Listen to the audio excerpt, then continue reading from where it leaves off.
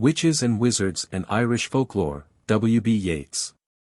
Ireland was not separated from general European speculation when much of that was concerned with the supernatural. Dr. Adam Clarke tells in his unfinished autobiography how, when he was at school in Antrim towards the end of the 18th century, a schoolfellow told him of Cornelius Agrippa's book on magic and that it had to be chained or it would fly away of itself. Presently he heard of a farmer who had a copy and after that made friends with a wandering tinker who had another. Lady Gregory and I spoke of a friend's visions to an old countryman. He said he must belong to a society. And the people often attribute magical powers to Orangemen and to Freemasons, and I have heard a shepherd at Dunrail speak of a magic wand with tetragrammaton agla written upon it. The visions and speculations of Ireland differ much from those of England and France, for in Ireland, as in Highland Scotland, we are never far from the old Celtic mythology, but there is more likeness than difference. Lady Gregory's story of the witch who in semblance of a hare, leads the hound such a dance, is the best remembered of all witch stories. It is told, I should imagine, in every countryside where there is even a fading memory of witchcraft. One finds it in a sworn testimony given at the trial of Julian Cox, an old woman indicted for witchcraft at Taunton in Somersetshire in 1663 and quoted by Joseph Glanville.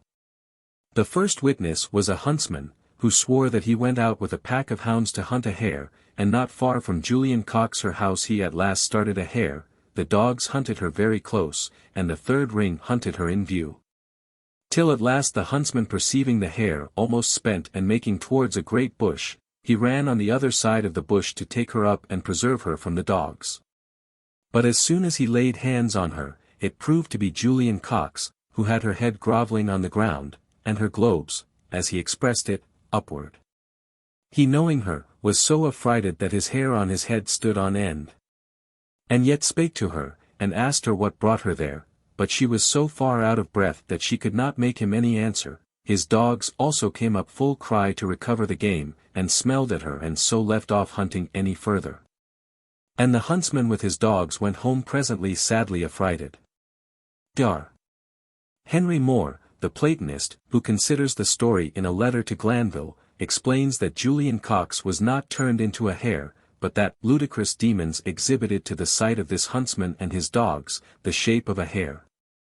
One of them turning himself into such a form, another hurrying on the body of Julian near the same place, making her invisible till the right moment had come. As I have heard of some painters that have drawn the sky in a huge landscape, so lively, that the birds have flown against it, thinking it free air, and so have fallen down. And if painters and jugglers, by the tricks of legerdemain can do such strange feats to the deceiving of the sight, it is no wonder that these airy invisible spirits have far surpassed them in all such prestigious doings. As the air surpasses the earth for subtlety. Glanville has given his own explanation of such cases elsewhere. He thinks that the sidereal or airy body is the foundation of the marvel, and Albert de Roches has found a like foundation for the marvels of spiritism. The transformation of witches, writes Glanville, into the shapes of other animals, is very conceivable. Since then, 'tis easy enough to imagine that the power of imagination may form those passive and pliable vehicles into those shapes, and then goes on to account for the stories where an injury, say to the witch hare, is found afterwards upon the witch's body precisely as a French hypnotist would account for the stigmata of a saint. When they feel the hurts in their gross bodies, that they receive in their airy vehicles, they must be supposed to have been really present, at least in these latter, and 'tis no more difficult to apprehend how the hurts of those should be translated upon their other bodies, than how diseases should be inflicted by the imagination, or how the fancy of the mother should wound the foetes, as several credible relations do attest. All magical or Platonic writers of the time speak much of the transformation or projection of the sidereal body of witch or wizard. Once the soul escapes from the natural body, though but for a moment, it passes into the body of air and can transform itself as it please or even dream itself into some shape it has not willed. Chameleon-like thus they their color change, and size contract and then dilate again. One of their favorite stories is of some famous man, John Hayden says Socrates, falling asleep among his friends, who presently see a mouse running from his mouth and towards a little stream. Somebody lays a sword across the stream that it may pass, and after a little while it returns across the sword and to the sleeper's mouth again. When he awakes he tells them that he has dreamed of himself crossing a wide river by a great iron bridge. But the witch's wandering and disguised double was not the worst shape one might meet in the fields or roads about a witch's house. She was not a true witch unless there was a compact, or so it seems, between her and an evil spirit who called himself the devil, though Bowden believes that he was often, and Glanville always, some human soul forsaken of God. For, the devil is a body politic. The ghost or devil promised revenge on her enemies and that she would never want, and she upon her side let the devil suck her blood nightly or at need. When Elizabeth Style made a confession of witchcraft before the Justice of Somerset in 1664, the Justice appointed 3 men, William Thick and William Reed and Nicholas Lambert, to watch her. And Glanville publishes an affidavit of the evidence of Nicholas Lambert. About 3 of the clock in the morning there came from her head a glistering bright fly, about an inch in length, which pitched at first in the chimney and then vanished. Then 2 smaller flies came and vanished. H. Looking steadfastly then on Style, perceived her countenance to change, and to become very black and ghastly, and the fire also at the same time changing its color.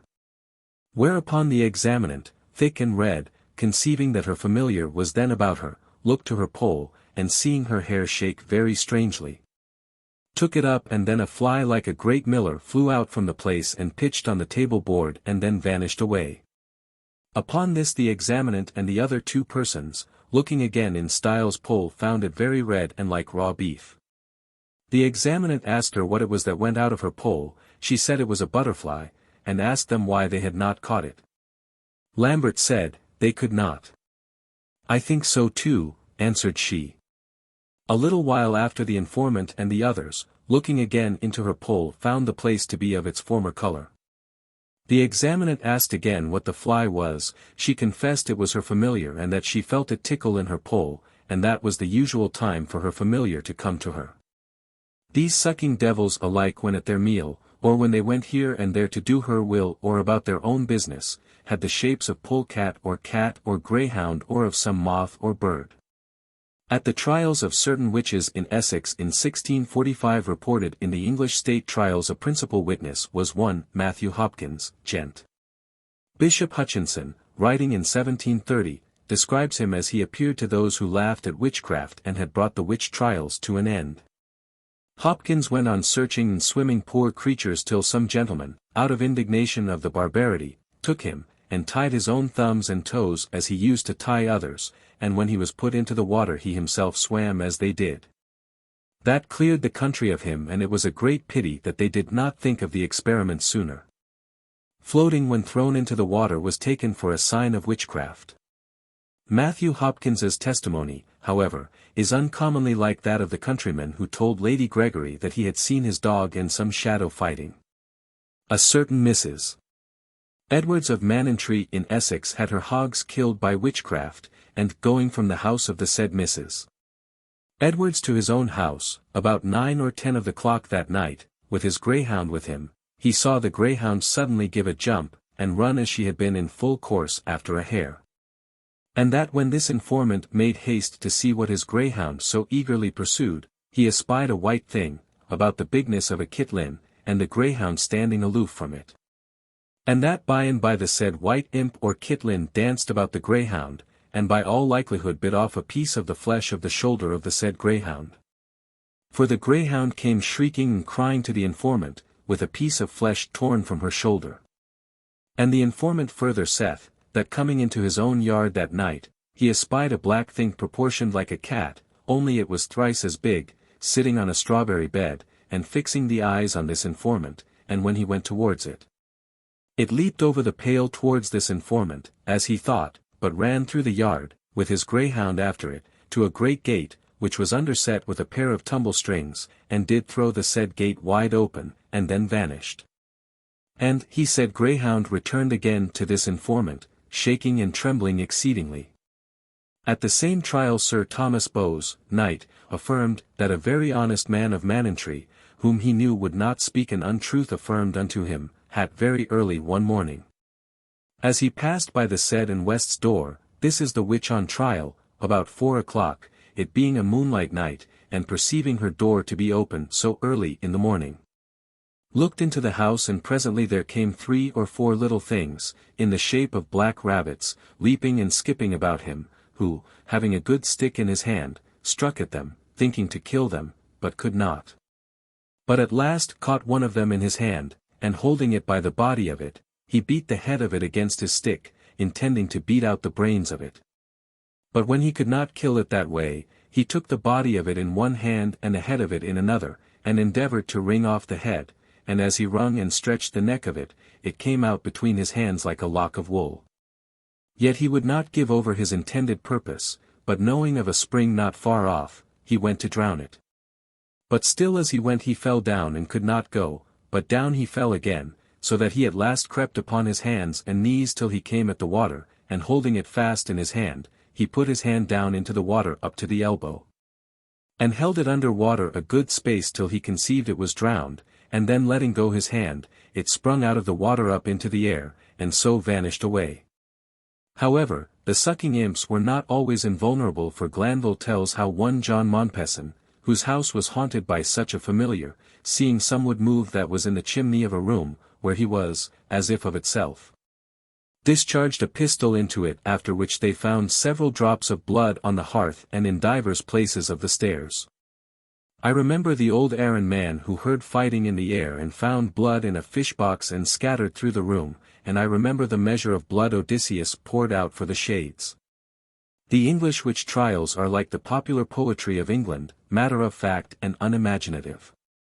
The witch desires to kill someone, and when she takes the devil for her husband he as likely as not will seem dull and domestic. Rebecca West told Matthew Hopkins that the devil appeared to her as she was going to bed and told her he would marry her. He kissed her but was as cold as clay, and he promised to be her loving husband till death, although she had, as it seems, but one leg. But the Scotch trials are as wild and passionate as is the Scottish poetry, and we find ourselves in the presence of a mythology that differs little, if at all, from that of Ireland. There are orgies of lust and of hatred, and there is a wild shamelessness that would be fine material for poets and romance writers if the world should come once more to half believe the tale. They are divided into troops of 13, with the youngest witch for leader in every troop, and though they complain that the embraces of the devil are as cold as ice, the young witches prefer him to their husbands. He gives them money, but they must spend it quickly, for it will be but dry cow dung in 2 circles of the clock. They go often to Elfame or Fair Island, and the mountains open before them, and as they go out and in they are terrified by the routling and scoiling of the great elf bulls. They sometimes confess to trooping in the shape of cats and to finding upon their terrestrial bodies when they awake in the morning the scratches they had made upon one another in the night's wandering. Or should they have wandered in the images of hares the bites of dogs? Isabel Godey, who was tried at Lochleigh in 1662, confessed that, "We put besoms in our beds with our husbands till we return again to them, and then we would fly away where we would be, even as straws would fly upon a highway. We will fly like straws when we please, wild straws and corn straws will be horses to us, and we put them betwixt our feet and say horse and hillock in the devil's name. And when any see these straws in a whirlwind and do not sanctify themselves, we may shoot them dead at our pleasure. When they kill people," she goes on to say, "the souls escape them, but their bodies remain with us and will fly as horses to us, all as small as straws. It is plain that it is the airy body they take possession of. Those animal spirits, perhaps, which Henry Moore thought to be the link between soul and body and the seat of all vital function." The trials were more unjust than those of England, where there was a continual criticism from skeptics.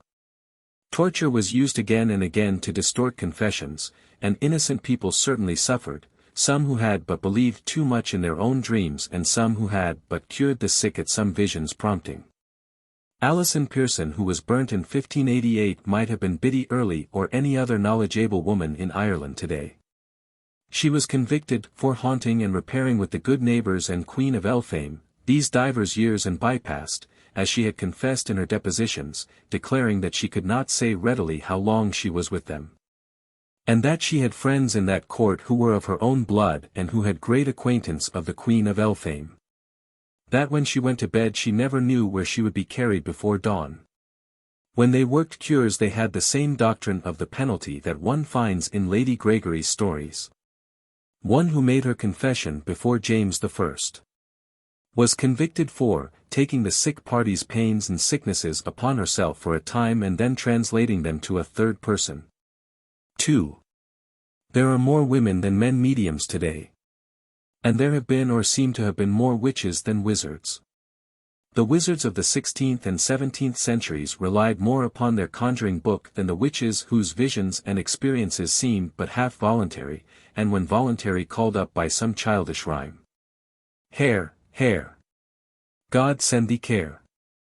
I am in a hare's likeness now. But I shall be a woman even now. Hare, hare, God send thee care. More often than not the wizards were learned men, alchemists or mystics, and if they dealt with the devil at times, or some spirit they called by that name, they had amongst them ascetics and heretical saints. Our chemistry, our metallurgy, and our medicine are often but accidents that befell in their pursuit or the philosopher's stone, the elixir of life. They were bound together in secret societies and had, it may be, some forgotten practice for liberating the soul from the body and sending it to fetch and carry them divine knowledge. Cornelius Agrippa in a letter quoted by Beaumont, has hints of such a practice. Yet like the witches, they worked many wonders by the power of the imagination, perhaps one should say by their power of up vivid pictures in the mind's eye. The Arabian philosophers have taught, writes Beaumont, that the soul by the power of the imagination can perform what it pleases. As penetrate heavens, force the elements, demolish mountains, raise valleys to mountains, and do with all material forms as it pleases. He shewed him, or he went to Soper. Pors tes, parks full of wild deer. There saw he hurts with your horns high. The grotesque that ever were sane with ye. Though saw he knights justing in a plain. And after this, he died him switch plaisance. That he him shoot his lady on a dance. On which himself he danced, as him thought. And won this maester, that this magic wrought. Saw it was time, he clapped his hands too. And, farewell. All our revel was ago. One has not as careful a record as one has of the works of witches, for but few English wizards came before the court, the only society for psychical research in those days. The translation, however, of Cornelius Agrippa's De Occulta Philosophia in the 17th century, with the addition of a spurious fourth book full of conjurations, seems to have filled England and Ireland with whole or half wizards. In 1703, the Reverend Arthur Bedford of Bristol, who is quoted by Sibley in his big book on astrology, wrote to the Bishop of Gloucester telling how a certain Thomas Perks had been to consult him. Thomas Perks lived with his father, a gunsmith, and devoted his leisure to mathematics, astronomy, and the discovery of perpetual motion. One day he asked the clergyman if it was wrong to commune with spirits, and said that he himself held that there was an innocent society with them which a man might use, if he made no compacts with them, did no harm by their means. And were not curious in prying into hidden things, and he himself had discoursed with them and heard them sing to his great satisfaction. He then told how it was his custom to go to a crossway with lantern and candle consecrated for the purpose, according to the directions in a book he had, and having also consecrated chalk for making a circle. The spirits appeared to him, in the likeness of little maidens about a foot and a half high, they spoke with a very shrill voice like an ancient woman, and when he begged them to sing, they went to some distance behind a bush from whence he could hear a perfect concert of such exquisite music as he never before heard. And in the upper part he heard something very harsh and shrill like a reed, but as it was managed did give a particular grace to the rest. The Reverend Arthur Bedford refused an introduction to the spirits for himself and a friend and warned him very solemnly. Having some doubt of his sanity, he set him a difficult mathematical problem, but finding that he worked it easily, concluded him sane. A quarter of a year later the young man came again, but showed by his face and his eyes that he was very ill and lamented that he had not followed the clergyman's advice, for his conjurations would bring him to his death. He had decided to get a familiar and had read in his magical book what he should do.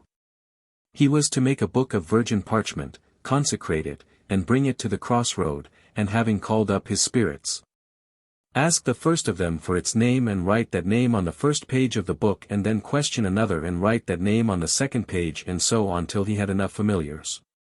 He had got the first name easily enough, and it was in Hebrew, but after that they came in fearful shapes, lions and bears and the like, or hurled at him halls of fire. He had to stay there among those terrifying visions till the dawn broke, and would not be the better of it till he died. I have read in some 18th century book whose name I cannot recall, of two men who made a magic circle and who invoked the spirits of the moon and saw them trampling about the circle as great bulls, or rolling about it as flocks of wool. One of Lady Gregory's storytellers considered a flock of wool one of the worst shapes that a spirit could take. There must have been many like experimenters in Ireland. An Irish alchemist called Butler was supposed to have made successful transmutations in London early in the 18th century, and in the life of Dr.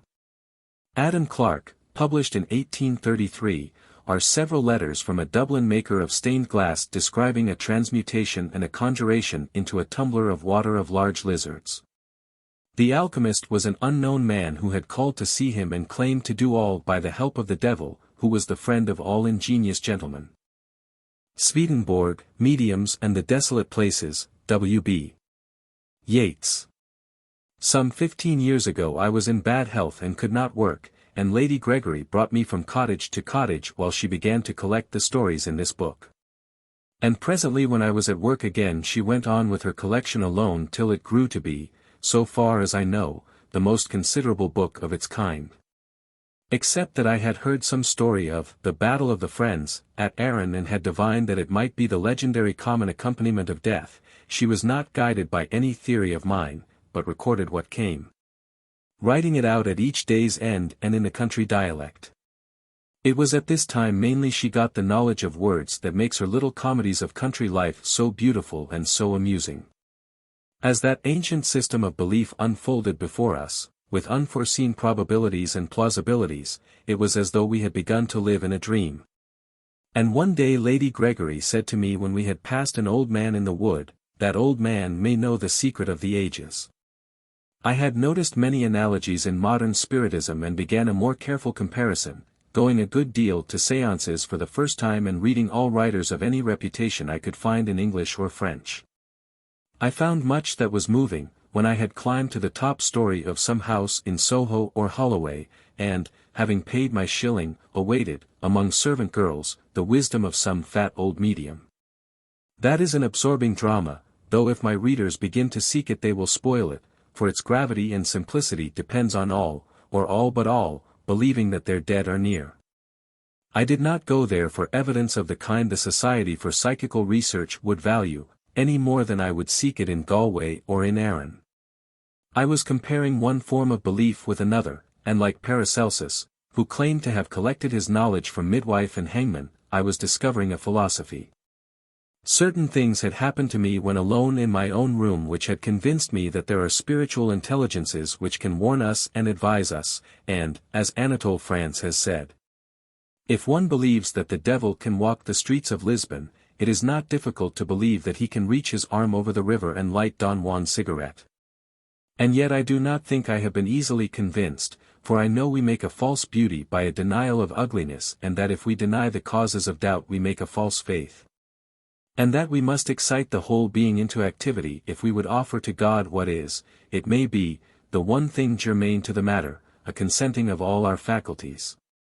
Not but that I doubt at times, with the animal doubt of the Middle Ages that I have found even in pious countrywomen when they have seen some life come to an end like the stopping of a clock, or that all the perceptions of the soul, or the weightiest intellectual deductions, are not at whiles but a feather in the daily show.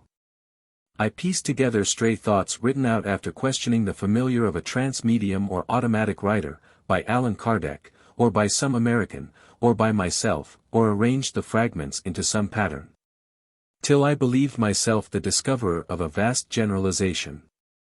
I lived in excitement, amused to make Holloway interpret Aaron, and constantly comparing my discoveries with what I have learned of medieval tradition among fellow students, with the reveries of a Neo-Platonist, of a 17th-century Platonist, of Paracelsus or a Japanese poet. Then one day I opened the spiritual diary of Swedenborg, which I had not taken down for 20 years, and found all there, even certain thoughts I had not set on paper because they had seemed fantastic from the lack of some traditional foundation. It was strange I should have forgotten so completely a writer I had read with some care before the fascination of Blake and Bohm had led me away. 2. It was indeed Swedenborg who affirmed for the modern world, as against the abstract reasoning of the learned, the doctrine and practice of the desolate places, of shepherds and of midwives. And discovered a world of spirits where there was a scenery like that of earth, human forms, grotesque or beautiful, senses that knew pleasure and pain, marriage and war, all that could be painted upon canvas, or put into stories to make one's hair stand up. He had mastered the science of his time, he had written innumerable scientific works in Latin, had been the first to formulate the nebular hypothesis and wrote a cold abstract style, the result it may be of preoccupation with stones and metals. For he had been assessor of mines to the Swedish government, and of continual composition in a dead language. In his 58th year he was sitting in an inn in London, where he had gone about the publication of a book, when a spirit appeared before him who was, he believed, Christ himself, and told him that henceforth he could commune with spirits and angels. From that moment he was a mysterious man describing distant events as if they were before his eyes, and knowing dead men's secrets, if we are to accept testimony that seemed convincing to Immanuel Kant. The sailors who carried him upon his many voyages spoke of the charming of the waves and of favoring winds that brought them sooner than ever before to their journey's end, and an ambassador described how a queen, he himself looking on, fainted when Swedenborg whispered in her ear some secret known only to her and to her dead brother. And all this happened to a man without egotism, without drama, without a sense of the picturesque, and who wrote a dry language, lacking fire and emotion, and who to William Blake seemed but an arranger and putter away of the old church. A Samson shorn by the churches, an author not of a book, but of an index. He considered heaven and hell and God, the angels, the whole destiny of man, as if he were sitting before a large table in a government once putting little pieces of mineral ore into small square boxes for an assistant to pack away in drawers. All angels were once men, he says, and it is therefore men who have entered into what he calls the celestial state and become angels, who attend us immediately after death, and communicate to us their thoughts, not by speaking, but by looking us in the face as they sit beside the head of our body. When they find their thoughts are communicated they know the time has come to separate the spiritual from the physical body. If a man begins to feel that he can endure them no longer, as he doubtless will, for in their presence he can think and feel but sees nothing, lesser angels who belong to truth more than to love take their place and he is in the light again. But in all likelihood these angels also will be too high and he will slip from state to state until he finds himself after a few days, with those who are in accord with his life in the world. With them he finds his life, and, wonderful to relate, he then leads a life similar to that he led in the world. This first state of shifting and readjustment seems to correspond with a state of sleep more modern seers discover to follow upon death. It is characteristic of his whole religious system, the slow drifting of like to like. Then follows a period which may last but a short time or many years, while the soul lives a life so like that of the world that it may not even believe that it has died. For, when what is spiritual touches and sees what is spiritual the effect is the same as when what is natural touches what is natural. It is the other world of the early races, of those whose dead are in the wrath or the fairy hill, of all who see no place of reward and punishment but a continuance of this life, with cattle and sheep, markets and war. He describes what he has seen, and only partly explains it, for, unlike science which is founded upon past experience, his work, by the very nature of his gift, looks for the clearing away of obscurities to unrecorded experience. He is revealing something and that which is revealed, so long as it remains modest and simple, has the same right with the child in the cradle to put off to the future the testimony of its worth. This earth-resembling life is the creation of the image-making power of the mind, plucked naked from the body, and mainly of the images in the memory. All our work has gone with us, the books we have written can be opened and read or put away for later use, even though their print and paper have been sold to the buttermen. And reading his description one notices, a discovery one had thought peculiar to the last generation, that the most minute particulars which enter the memory remain there and are never obliterated.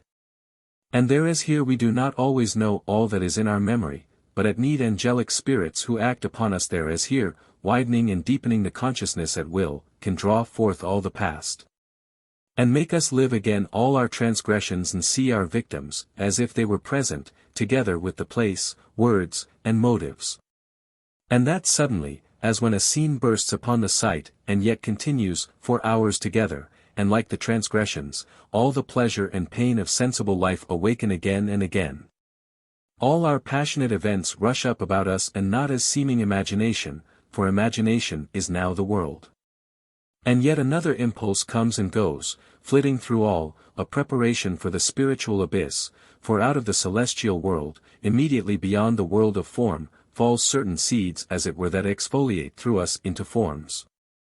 Elaborate scenes, buildings, alterations of form that are related by correspondence, or signature, to celestial incomprehensible realities. Meanwhile those who have loved or fought see one another in the unfolding of a dream, believing it may be that they wound one another or kill one another, severing arms or hands, or that their lips are joined in a kiss. And the countryman has need but of Swedenborg's keen ears and eagle's sight to hear a noise of swords in the empty valley, or to meet the old master hunting with all his hounds upon the stroke of midnight among the moonlit fields. But gradually we begin to change and possess only those memories we have related to our emotion or our thought. All that was accidental or habitual dies away and we begin an active present life, for apart from that calling up of the past we are not punished or rewarded for our actions when in the world but only for what we do when out of it. Up till now we have disguised our real selves and those who have lived well for fear or favor have walked with holy men and women, and the wise man and the dunce have been associated in common learning. But now the ruling love has begun to remake circumstance and our body. Swedenborg had spoken with shades that had been learned Latinists, or notable Hebrew scholars, and found, because they had done everything from the memory and nothing from thought and emotion, they had become but simple men. We have already met our friends, but if we were to meet them now for the first time we should not recognize them, for all has been kneaded up anew, arrayed in order and made one piece. Every man has many loves, but still they all have reference to his ruling love and make one with it or together compose it, and our surrender to that love, as to supreme good, is no new thought. For Villiers de L'Isle Adam quotes Thomas Aquinas as having said, "Eternity is the possession of one's self, as in a single moment." During the fusing and rending man ifits, as it were, from one flock of the dead to another, seeking always those who are like himself, for as he puts off disguise he becomes unable to endure what is unrelated to his love. Even becoming insane among things that are too fine for him. So heaven and hell are built always anew, and in hell or heaven all do what they please, and all are surrounded by scenes and circumstances which are the expression of their natures and the creation of their thought. Swedenborg, because he belongs to an 18th century not yet touched by the Romantic revival, feels horror amid rocky uninhabited places. And so believes that the evil are in such places while the good are amid smooth grass and garden walks and the clear sunlight of Claude Lorraine. He describes all in matter-of-fact words, his meeting with this or that dead man, and the place where he found him, and yet we are not to understand him literally. For space as we know it has come to an end and a difference of state has begun to take its place, and wherever a spirit's thought is, the spirit cannot help but be. Nor should we think of spirit as divided from spirit, as men are from each other, for they share each other's thoughts and life, and those whom he has called celestial angels, while themselves mediums to those above. Commune with men and lower spirits, through orders of mediatorial spirits, not by a conveyance of messages. But as though a hand were thrust with 100 gloves, the Japanese no play a woi no yui has for its theme the exorcism of a ghost which is itself obsessed by an evil spirit. This evil spirit, drawn forth by the exorcism, is represented by a dancer wearing a terrible mask with golden eyes. One glove outside another, and so there is a continual influx from God to man. It flows to us through the evil angels as through the good, for the dark fire is the perversion of God's life and the evil angels have their office in the equilibrium that is our freedom. In the building of that fabulous bridge made out of the edge of a sword. To the eyes of those that are in the high heaven, all things laugh, sport, and live, and not merely because they are beautiful things but because they arouse by a minute correspondence of form and emotion the heart's activity, and being founded, as it were, in this changing heart, all things continually change and shimmer. The garments of all befit minutely their affections, those that have most wisdom and most love being the most nobly garmented, in ascending order from shimmering white, through garments of many colors and garments that are like flame. To the angels of the highest heaven that are naked. In the west of Ireland the country people say that after death every man grows upward or downward to the likeness of 30 years, perhaps because at that age Christ began his ministry, and stays always in that likeness. And these angels move always towards the springtime of their life, and grow more and more beautiful, the more 1,000 years they live, and women who have died infirm with age, and yet lived in faith and charity, and true love towards husband or lover, come, after a succession of years, to an adolescence that was not in Helen's mirror, for to grow old in heaven is to grow young. There went on about Swedenborg an intermittent battle of the friends, and on certain occasions had not the good fought upon his side, the evil troop, by some carriage accident or the like would have caused his death. For all associations of good spirits have an answering mob, whose members grow more hateful to look on through the centuries. Their faces in general are horrible, and empty of life like corpses, those of some are black, of some fiery like torches, of some hideous with pimples, boils, and ulcers. With many no face appears, but in its place a something hairy or bony, and in some one can but see the teeth. And yet among themselves they are seeing men and but show their right appearance when the light of heaven, which of all things they most dread, beats upon them. And seem to live in a malignant gaiety, and they burn always in a fire that is God's love and wisdom, changed into their own hunger and misbelief. 3. In Lady Gregory's stories there is a man who heard the newly dropped lambs of Faerie crying in November, and much evidence to show a topsy-turvydom of seasons, our spring being their autumn, our winter their summer, and merry battle. My uncle George Pollexfen's old servant, was accustomed to say that no dream had a true meaning after the rise of the sap. And Lady Gregory learned somewhere on Sleeve Octa that if one told one's dreams to the trees fasting the trees would wither. Swedenborg saw some like opposition of the worlds, for what hides the spirits from our sight and touch, as he explains, is that their light and heat are darkness and cold to us and our light and heat darkness and cold to them. But they can see the world through our eyes and so make our light their light. He seems however to warn us against a movement whose philosophy he announced or created, when he tells us to seek no conscious intercourse with any that falls short of the celestial rank. At ordinary times they do not see us or know that we are near. But when we speak to them we are in danger of their deceits. They have a passion for inventing, and do not always know that they invent. It has been shown me many times that the spirits speaking with me did not know but that they were the men and women I was thinking of, neither did other spirits know me contrary. Thus yesterday and today one known of me in life was persona Ted. The personation was so like him in all respects, so far as known to me, that nothing could be more like. For there are genera and species of spirits of similar faculty. As the dead whom we seek, and when like things are called up in the memory of men and so are represented to them they think they are the same persons. At other times they enter into the fantasy of other spirits and think that they are them, and sometimes they will even believe themselves to be the Holy Spirit. And as they identify themselves with a man's affection or enthusiasm they may drive him to ruin, and even an angel will join himself so completely to a man that he scarcely knows, that he does not know of himself what the man knows. And when they speak with a man they can but speak in that man's mother tongue, and this they can do without taking thought, for it is almost as when a man is speaking and thinks nothing about his words. Yet when they leave the man, they are in their own angelical or spiritual language and know nothing of the language of the man. They are not even permitted to talk to a man from their own memory, for did they do so the man would not know, but that the things he would then think were his when yet they would belong to the spirit. And it is these sudden memories occurring sometimes by accident, and without God's permission, that gave the Greeks the idea they had lived before.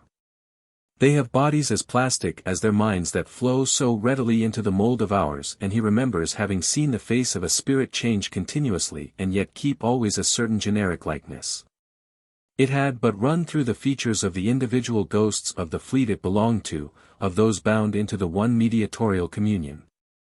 He speaks too, again and again, of seeing palaces and mountain ranges and all manner of scenery built up in a moment, and even believes in imponderable troops of magicians that build the like out of some deceit or in malicious sport.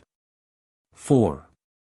There is in Swedenborg's manner of expression a seeming superficiality.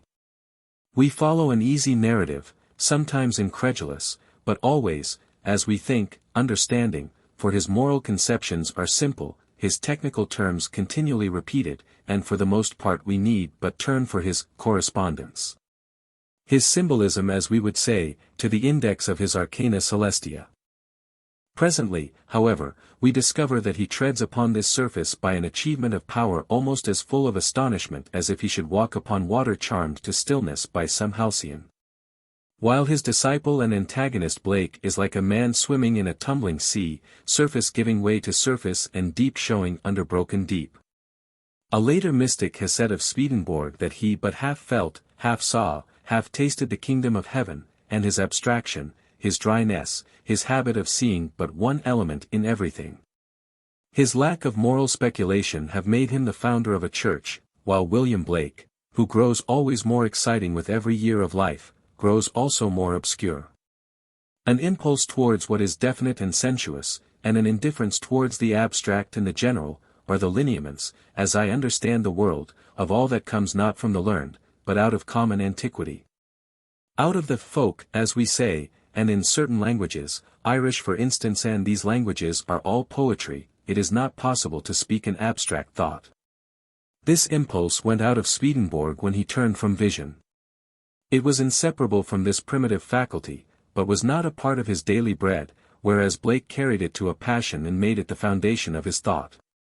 Blake was put into a rage by all painting where detail is generalized away, and complained that Englishmen after the French Revolution became as like one another as the dots and lozenges in the mechanical engraving of his time. And he hated histories that gave us reasoning and deduction in place of the events, and St. Paul's Cathedral because it came from a mathematical mind, and told Crabbe Robinson that he preferred to any others a happy, thoughtless person. Unlike Swedenborg, he believed that the antiquities of all peoples were as sacred as those of the Jews, and so rejecting authority and claiming that the same law for the lion and the ox was oppression, he could believe, all that lives is holy. And say that a man, if he but cultivated the power of vision, would see the truth in a way suited to his imaginative energy, and with only so much resemblance to the way it showed in for other men, as there is between different human forms. Born when Swedenborg was a new excitement, growing up with a Swedenborgian brother, who annoyed him with bread and cheese advice, and having, it may be, for nearest friend the Swedenborgian flaxman with whom he would presently quarrel.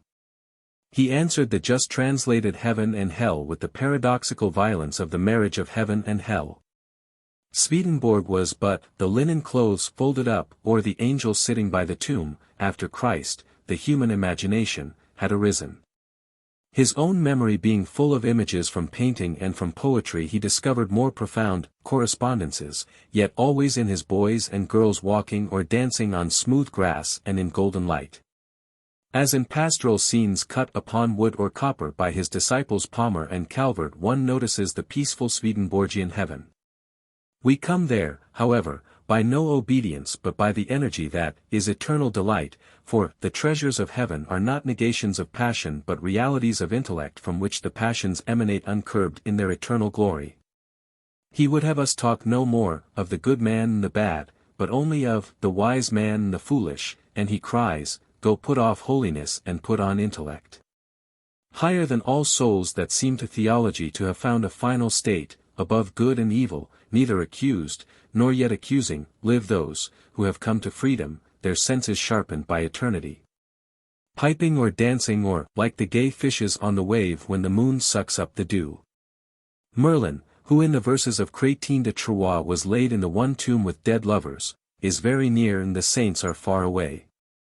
Believing too that crucifixion and resurrection were the soul's diary and no mere historical events, which had been transacted in vain should a man come again from the womb and forget his salvation.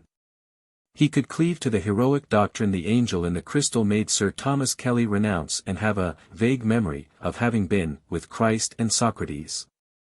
And stirred as deeply by hill and tree as by human beauty, he saw all Merlin's people, spirits of vegetable nature, and fairies whom we call accident and chance. He made possible a religious life to those who had seen the painters and poets of the Romantic movement succeed to theology, but the shepherd and the midwife had they known him would have celebrated him in stories, and turned away from his thought. Understanding that he was upon an errand to their masters. Like Swedenborg he believed that heaven came from an improvement of sensual enjoyment, for sight and hearing, taste and touch grow with the angelic years, but unlike him he could convey to others, enlarged and numerous senses. And the mass of men know instinctively they are safer with an abstract and an index. V. It was, I believe, the Frenchman Allan Kardec and an American shoemaker's clerk called Jackson Davis, who first adapted to the séance room the philosophy of Swedenborg. I find Davis whose style is vague, voluble, and pretentious, almost unreadable, and yet his books have gone to many editions and are full of stories that had been charming or exciting had he lived in Connaught or any place else, where the general mass of the people has an imaginative tongue.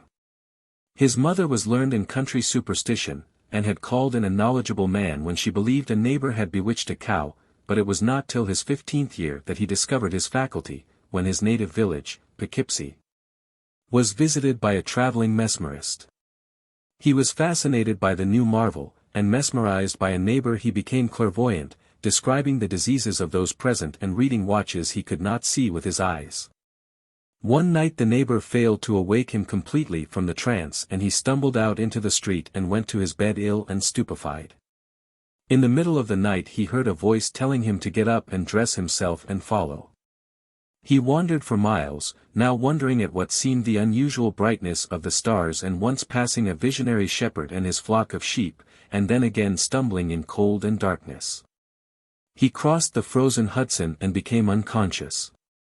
He awoke in a mountain valley to see once more the visionary shepherd and his flock, and a very little, handsome, old man who showed him a scroll and told him to write his name upon it. A little later he passed, as he believed, from this mesmeric condition and found that he was among the Catskill Mountains and more than 40 miles from home. Having crossed the Hudson again he felt the trance coming upon him and began to run. He ran, as he thought, many miles and as he ran became unconscious. When he awoke he was sitting upon a gravestone in a graveyard surrounded by a wood and a high wall. Many of the gravestones were old and broken.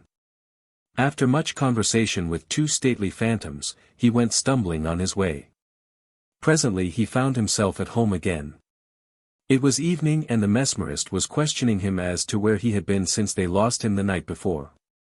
He was very hungry and had a vague memory of his return of country roads passing before his eyes in brief moments of wakefulness. He now seemed to know that one of the phantoms with whom he had spoken in the graveyard was the physician Galen, and the other, Swedenborg. From that hour the two phantoms came to him again and again, the one advising him in the diagnosis of disease, and the other in philosophy. He quoted a passage from Swedenborg, and it seemed impossible that any copy of the newly translated book that contained it could have come into his hands, for a Swedenborgian minister in New York traced every copy which had reached America. Swedenborg himself had gone upon more than one somnambulistic journey, and they occur a number of times in Lady Gregory's stories, one woman saying that when she was among the fairies she was often glad to eat the food from the pigs' troughs. Once in childhood, Davis, while hurrying home through a wood, heard footsteps behind him and began to run, but the footsteps, though they did not seem to come more quickly and were still the regular pace of a man walking, came nearer. Presently he saw an old, white-haired man beside him who said, "You cannot run away from life," and asked him where he was going. "I'm going home," he said, and the phantom answered, "I also am going home, and then vanished. Twice in later childhood, and a third time when he had grown to be a young man, he was overtaken by the same phantom and the same words were spoken, but the last time he asked why it had vanished so suddenly. It said that it had not, but that he had supposed that changes of state in himself were appearance and disappearance. It then touched him with one finger upon the side of his head, and the place where he was touched remained ever after without feeling. Like those paces always searched for at the witches' trials, one remembers the touch and the stroke in the Irish stories. 6. Allan Kardec, whose books are much more readable than those of Davis, had himself no mediumistic gifts. He gathered the opinions, as he believed, of spirits speaking through a great number of automatists and trance speakers, and all the essential thought of Swedenborg remains, but like Davis, these spirits do not believe in an eternal hell. And like Blake they describe unhuman races, powers of the elements, and declare that the soul is no creature of the womb, having lived many lives upon the earth. The sorrow of death, they tell us again and again, is not so bitter as the sorrow of birth. And had our ears the subtlety we could listen amid the joy of lovers and the pleasure that comes with sleep to the wailing of the spirit betrayed into a cradle. Who was it that wrote, "O Pythagoras, so good, so wise, so eloquent, upon my last voyage, I taught thee, a soft lad, to splice a rope"? This belief, common among continental spiritists, is denied by those of England and America, and if one question the voices at a séance they take sides according to the medium's nationality. I have even heard what professed to be the shade of an old English naval officer denying it with a fine phrase, "I did not leave my oars crossed, I left them side by side." 7. Much as a hashish eater will discover in the folds of a curtain a figure beautifully drawn and full of delicate detail all built up out of shadows that show to other eyes, or later to his own, a different form or none. Swedenborg discovered in the Bible the personal symbolism of his vision. If the Bible was upon his side, as it seemed, he had no need of other evidence, but had he lived when modern criticism had lessened its authority, even had he been compelled to say that the primitive beliefs of all peoples were as sacred, he could but have run to his own gift for evidence. He might even have held of some importance his powers of discovering the personal secrets of the dead and set up as medium. Yet it is more likely he had refused, for the medium has his gift from no heightening of all the emotions and intellectual faculties till they seem as it were to take fire, but commonly because they are altogether or in part extinguished while another mind controls his body. He is greatly subject to trance and awakes to remember nothing, whereas the mystic and the saint plead unbroken consciousness. Indeed, the author of Sidonia the Sorceress, a really learned authority, considered this lack of memory a certain sign of possession by the devil, though this is too absolute. Only yesterday, while walking in a field, I made up a good sentence with an emotion of triumph, and half a minute after could not even remember what it was about, and several minutes had gone by before I as suddenly found it. For the most part, though not always, it is this unconscious condition of mediumship, a dangerous condition it may be, that seems to make possible physical phenomena, and that overshadowing of the memory by some spirit memory, which Swedenborg thought an accident and unlawful. In describing and explaining this mediumship and so making intelligible the stories of Aaron and Galway, I shall say very seldom, "it is said," or "Mr. So-and-so reports," or "it is claimed by the best authors." I shall write as if what I describe were everywhere established, everywhere accepted, and I had only to remind my reader of what he already knows. Even if incredulous, he will give me his fancy for certain minutes, for at the worst I can show him a gorgon or chimera that has never lacked gazers. Alleging nothing, and I do not write out of a little knowledge, that is not among the sober beliefs of many men, or obvious inference from those beliefs, and if he wants more, well, he will find it in the best authors, besides the well-known looks of Atsikoff, Myers, Lodge, Flammarion, Flournoy, Maxwell, Albert D. C. Roches, Lombrodo, Madame Bisson, Delan, etc.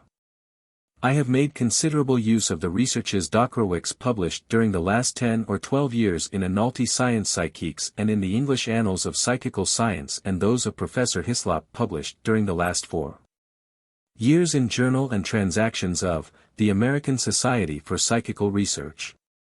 I have myself been a somewhat active investigator. 8. All spirits for some time after death, and the earthbound, as they are called, the larvae, as Beaumont, the 17th-century Platonist, preferred to call them, those who cannot become disentangled from old habits and desires.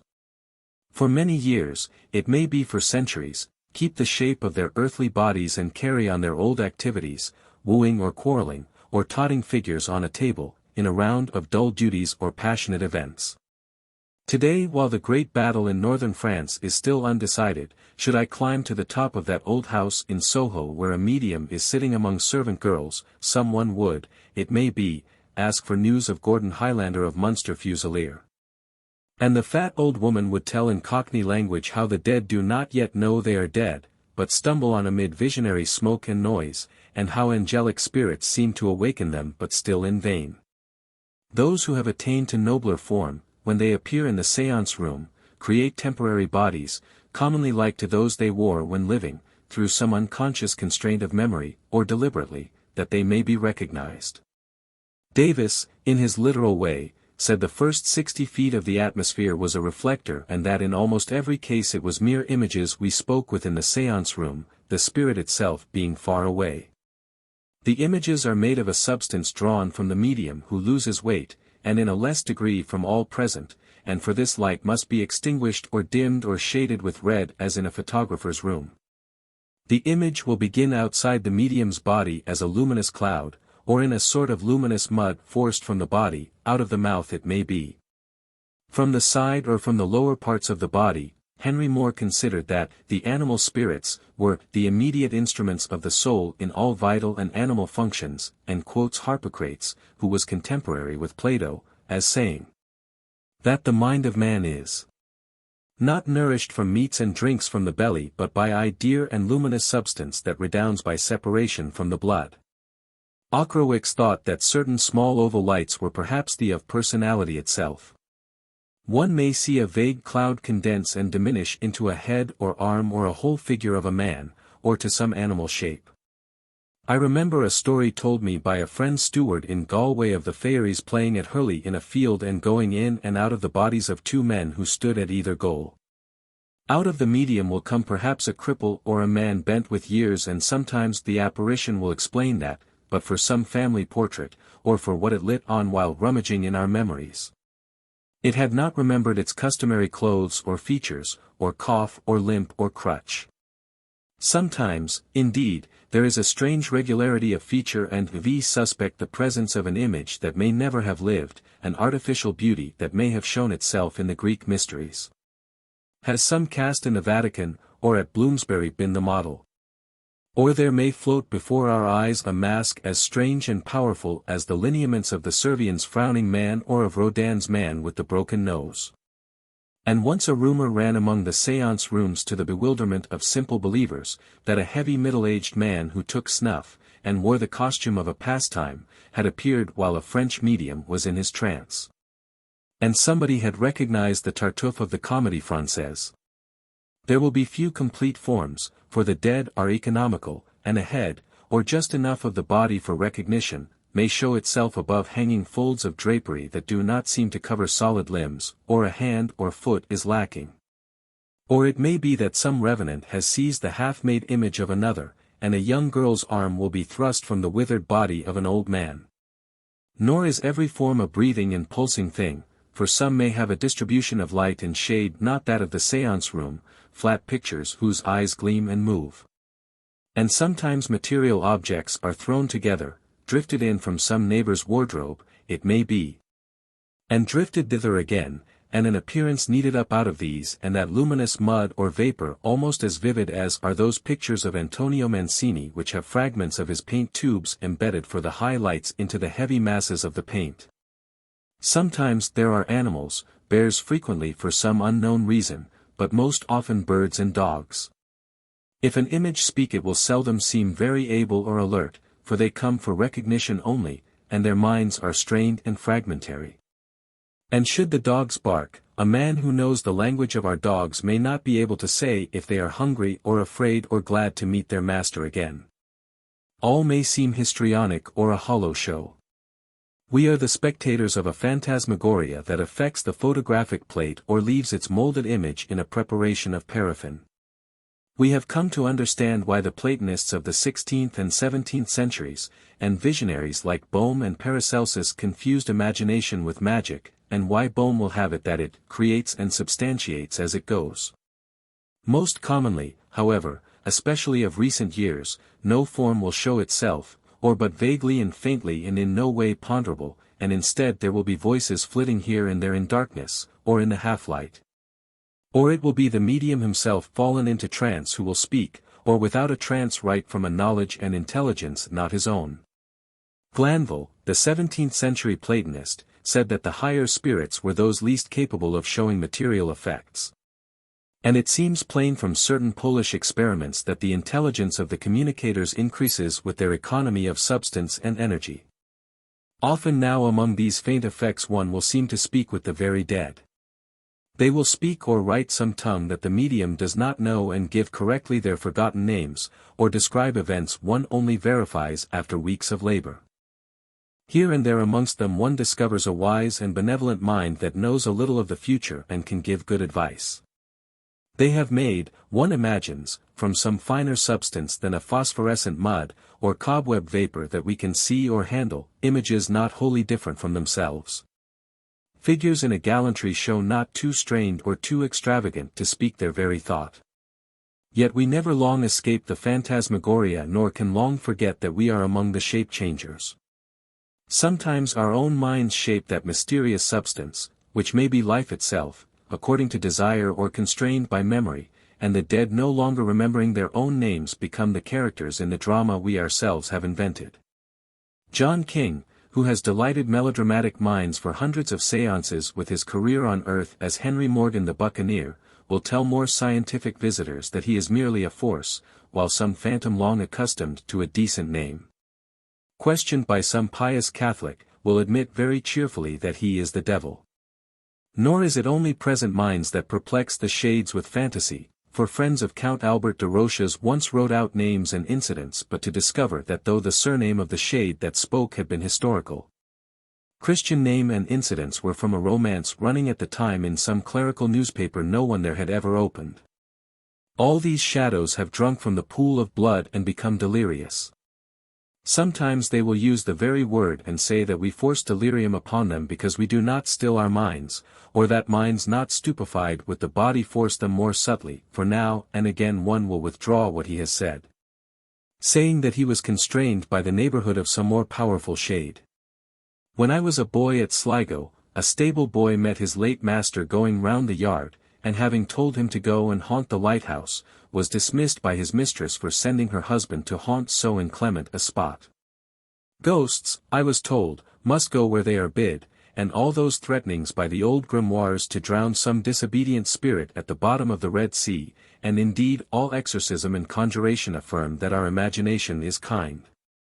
Revenants are, to use the modern term, suggestible, and may be studied in the trance-personalities of hypnosis and in our dreams which are but hypnosis turned inside out, a modeler's clay for our suggestions, or, if we follow the spiritual diary, for those of invisible beings.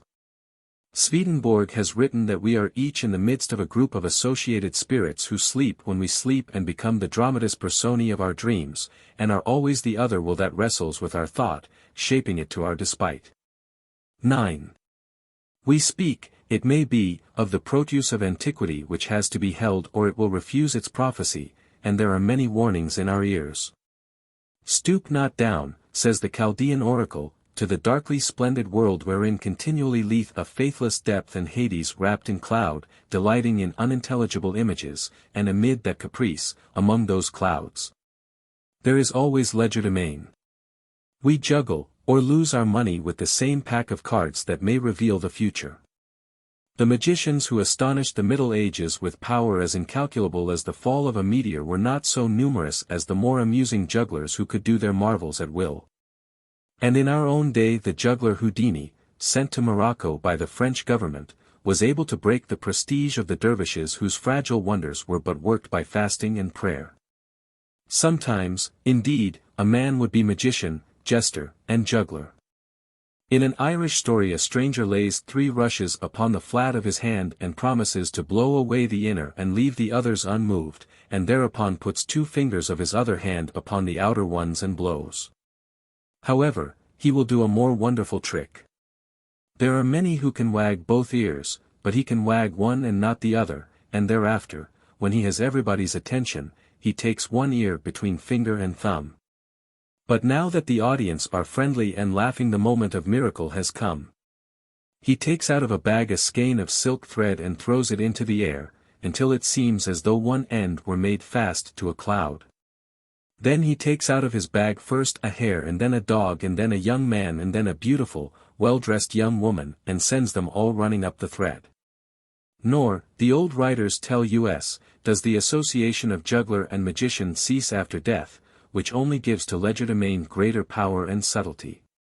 Those who would live again in us, becoming a part of our thoughts and passion have, it seems, their sport to keep us in good humor, and a young girl who has astonished herself and her friends in some dark séance may, when we have persuaded her to become entranced in a lighted room, tell us that some shade is touching her face, while we can see her touching it with her own hand, or we may discover her, while her eyes are still closed.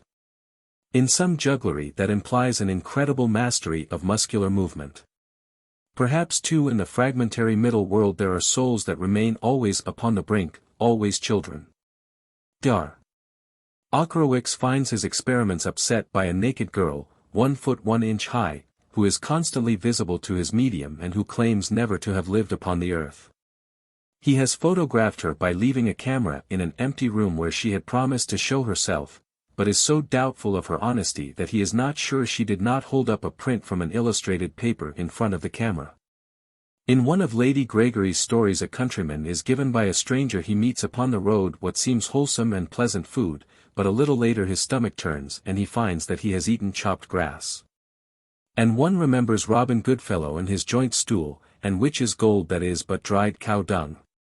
It is only, one does not doubt, because of our preoccupation with a single problem, our survival of the body, and with the affection that binds us to the dead, that all the gnomes and nymphs of antiquity have not begun their tricks again. X. Plutarch, in his essay on the demon, describes how the souls of enlightened men return to be the schoolmasters of the living, whom they influence unseen. And the mediums, should we ask how they escape the illusions of that world, claim the protection of their guides. One will tell you that when she was a little girl she was minding geese upon some American farm and an old man came towards her with a queer coat upon him, and how at first she took him for a living man. He said perhaps a few words of pious commonplace or practical advice and vanished. He had come again and again, and now that she has to earn her living by her gift, he warns her against deceiving spirits, or if she is working too hard, but sometimes she will not listen and gets into trouble. The old witch doctor of Lady Gregory's story learned his cures from his dead sister whom he met from time to time, but especially at Halloween, at the end of the garden, but he had other helpers harsher than she. And once he was beaten for disobedience. Reginald Scott gives a fine plan for picking a guide. You promise some dying man to pray for the repose of his soul if he will but come to you after death and give what help you need.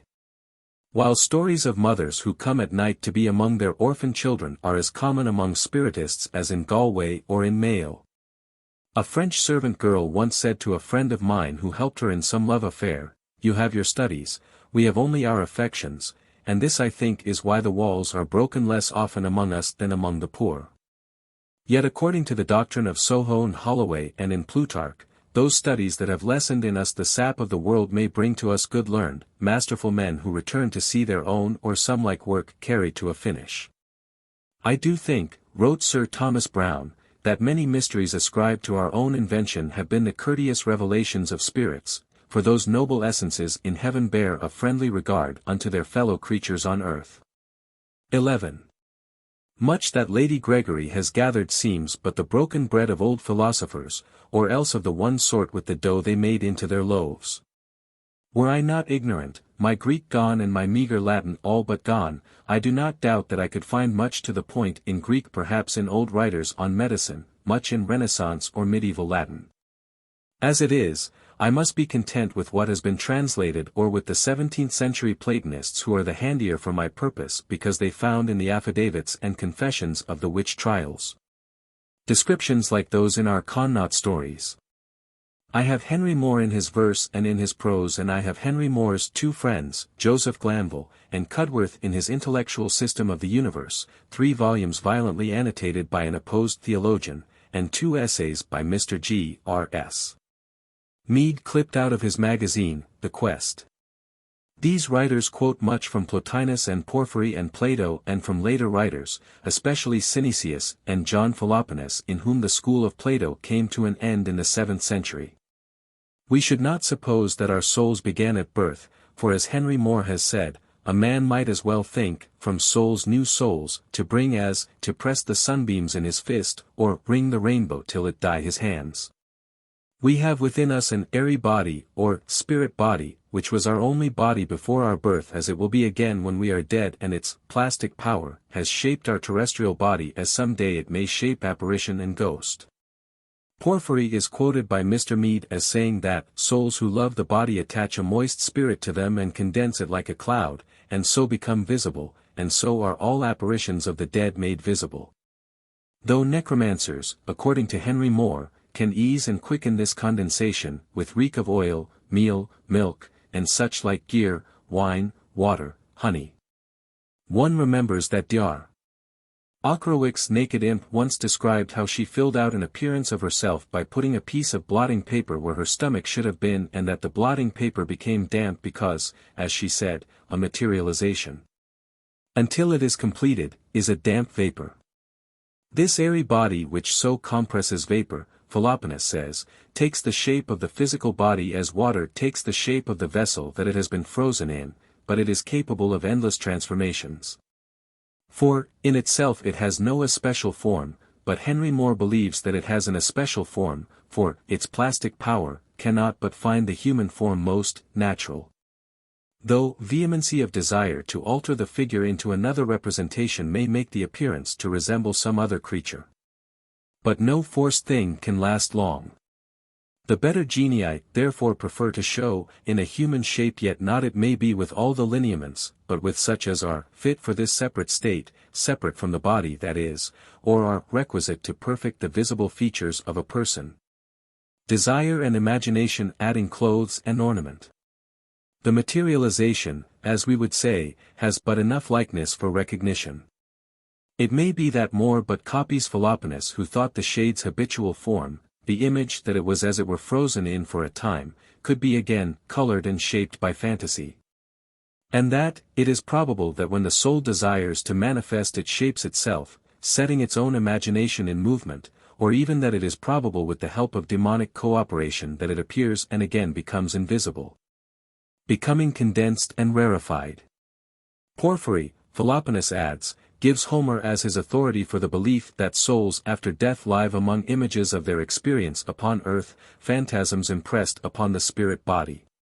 While Synesius, who lived at the end of the 4th century and had Hypatia among his friends, also describes the spirit body as capable of taking any form and so of enabling us after death to work out our purgation. And says that for this reason the oracles have likened the state after death to the images of a dream. The 17th century English translation of Cornelius Agrippa's De Culta Philosophia was once so famous that it found its way into the hands of Irish farmers and wandering Irish tinkers. And it may be that Agrippa influenced the common thought when he wrote that the evil Dead Sea represented, in the fantastic reason, those shapes of life that are the more turbulent and furious. Sometimes of the heavens falling upon their heads, sometimes of their being consumed with the violence of flames, sometimes of being drowned in a gulf, sometimes of being swallowed up in the earth, sometimes of being changed into divers kinds of beasts, and sometimes of being taken and tormented by demons, as if they were in a dream. The ancients, he writes, have called these souls hobgoblins, and Orpheus has called them the people of dreams, saying, the gates of Pluto cannot be unlocked. Within is a people of dreams. They are a dream indeed that has place and weight and measure, and seeing that their bodies are of an actual air, they cannot, it was held, but travel in wind and set the straws and the dust twirling. Though being of the wind's weight they need not, Dr. Henry Moore considers, so much as feel its ruffling, or if they should do so, they can shelter in a house or behind a wall, or gather into themselves, as it were, out of the gross wind and vapor. But there are good dreams among the airy people, though we cannot properly name that a dream which is but analogical of the deep unimaginable virtues and has, therefore, stability and a common measure. Henry Moore stays himself in the midst of the dry learned and abstract writing of his treatise The Immortality of the Soul to praise their comely carriage, their graceful dancing, their melodious singing and playing with an accent so sweet and soft as if we should imagine air itself to compose lessons and send forth musical sounds without the help of any terrestrial instrument, and imagines them at their revels in the thin upper air where the earth can but seem a fleecy and milky light, as the moon to us. And he cries out that they sing and play and dance together, reaping the lawful pleasures of the very animal life, in a far higher degree than we are capable of in this world, for everything here does, as it were, taste of the cask and has some measure of foulness in it. There is, however, another birth or death when we pass from the airy to the shining or ethereal body, and, in the airy the soul may inhabit for many ages and in the ethereal for ever. And indeed it is the ethereal body which is the root of all that natural warmth in all generations, though in us it can no longer shine. It lives while in its true condition an unimaginable life and is sometimes described as of a round or oval figure, and as always circling among gods and among the stars, and sometimes as having more dimensions than our penury can comprehend. Last winter Mr. Ezra Pound was editing the late Professor Fenollosa's translations of the No Drama of Japan, and read me a great deal of what he was doing. Nearly all that my fat old woman in Soho learns from her familiars is there in an unsurpassed lyric poetry and in strange and poignant fables once danced or sung in the houses of nobles. In one a priest asks his way of some girls who are gathering herbs. He asks if it is a long road to town. And the girls begin to lament over their hard lot gathering cress in a cold wet bog where they sink up to their knees and to compare themselves with ladies in the big town who only pull the cress in sport, and need not when the cold wind is flapping their sleeves. He asks what village he has come to and if a road nearby leads to the village of Ono. A girl replies that nobody can know that name without knowing the road, and another says, who would not know that name, written on so many pictures, and know the pine trees they are always drawing. Presently the cold drives away all the girls but one, and she tells the priest she is a spirit and has taken solid form that she may speak with him and ask his help. It is her tomb that has made Ono so famous. Conscience struck at having allowed two young men to fall in love with her, she refused to choose between them.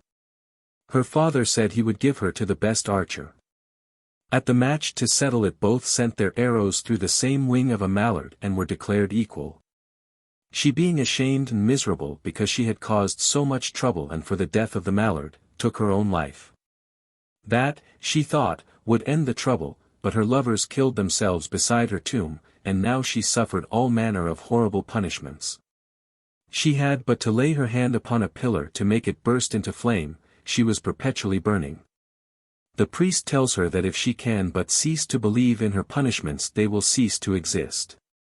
She listens in gratitude but she cannot cease to believe, and while she is speaking they come upon her and she rushes away enfolded in flames.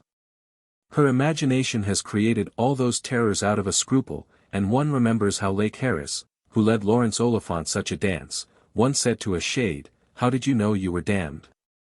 And that it answered, "I saw my own thoughts going past me like blazing ships." In a play still more rich in lyric poetry a priest is wandering in a certain ancient village. He describes the journey and the scene, and from time to time the chorus sitting at the side of the stage sings its comment. He meets with two ghosts, the one holding a red stick, the other a piece of coarse cloth, and both dressed in the fashion of a past age, but as he is a stranger he supposes them villagers wearing the village fashion. They sing as if muttering, "We are entangled up, whose fault was it, dear? Tangled up as the grass patterns are tangled up in this coarse cloth, or that insect which lives and chirrups in dried seaweed. We do not know where are today our tears in the undergrowth of this eternal wilderness. We neither wake nor sleep and passing our nights in sorrow, which is in the end a vision, what are these scenes of spring to us? This thinking in sleep for someone who has no thought for you, is it more than a dream? And yet surely it is the natural way of love. In our hearts there is much, and in our bodies nothing, and we do nothing at all, and only the waters of the river of tears flow quickly. To the priest they seem two married people, but he cannot understand why they carry the red stick and the coarse cloth. They ask him to listen to a story. Two young people had lived in that village long ago, and night after night for 3 years the young man had offered a charmed red stick, the token of love, at the young girl's window, but she pretended not to see and went on weaving. So the young man died and was buried in a cave with his charmed red sticks, and presently the girl died too, and now because they were never married in life they were unmarried in their death. The priest, who does not yet understand that it is their own tale, asks to be shown the cave, and says it will be a fine tale to tell when he goes home. The chorus describes the journey to the cave. The lovers go in front, the priest follows. They are all day pushing through long grasses that hide the narrow paths. They ask the way of a farmer who is mowing. Then night falls and it is cold and frosty. It is stormy and the leaves are falling and their feet sink into the muddy places made by the autumn showers. There is a long shadow on the slope of the mountain, and an owl in the ivy of the pine tree. They have found the cave and it is dyed with the red sticks of love to the color of the orchids and chrysanthemums which hide the mouth of a fox's hole, and now the two lovers have slipped into the shadow of the cave. Left alone and too cold to sleep, the priest decides to spend the night in prayer. He prays that the lovers may at last be one. Presently he sees to his wonder that the cave is lighted up, where people are talking and setting up looms for spinning and painted red sticks. The ghosts creep out and thank him for his prayer and say that through his pity, the love promises of long past incarnations find fulfillment in a dream. Then he sees the love story unfolded in a vision, and the chorus compares the sound of weaving to the clicking of crickets. A little later he is shown the bridal room and the lovers drinking from the bridal cup. The dawn is coming. It is reflected in the bridal cup, and now singers, cloth, and stick break and dissolve like a dream, and there is nothing but a deserted grave on a hill where morning winds are blowing through the pine. I remember that Aaron's story of the lovers who came after death to the priest for marriage. It is not uncommon for a ghost, a control, as we say, to come to a medium to discover some old earthly link to fit into a new chain. It wishes to meet a ghostly enemy to win pardon or to renew an old friendship. Our service to the dead is not narrow to our prayers, but may be as wide as our imagination. I have known a control to warn a medium to unsay her promise to an old man, to whom, that she might be rid of him, she had promised herself after death. What is promised here in our loves or in a witch's bond may be fulfilled in a life which is a dream.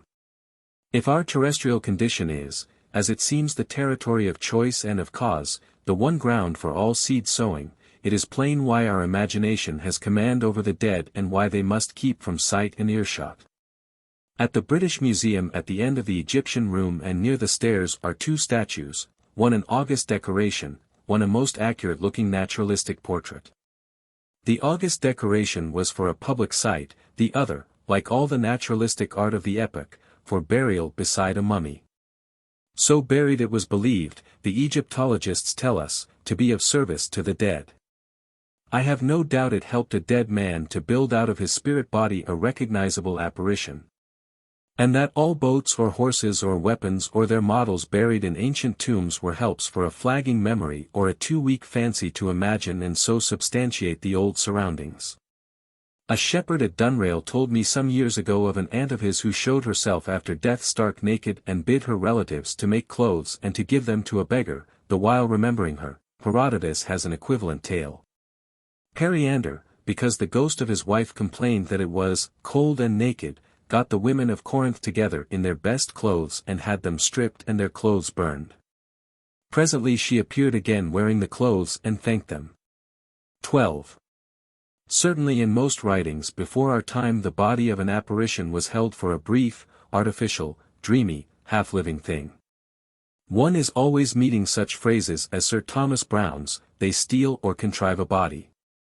A passage in the Paradiso comes to mind describing Dante in conversation with the blessed among their spheres, although they are but in appearance there, being in truth in the petals of the yellow rose, and another in the Odyssey where Odysseus speaks not with the mighty Heracles, but with his phantom, for he himself bath joy at the banquet among the deathless gods and hath to wife Hebe of the fair ankles, child of Zeus, and hero of the golden sandals, while all about the phantom there was a clamor of the dead, as it were fowls flying everywhere fear and he, like black night with bow unkissed, and shaft upon the string, fiercely glancing around like one in the act to shoot. October 14, 1914.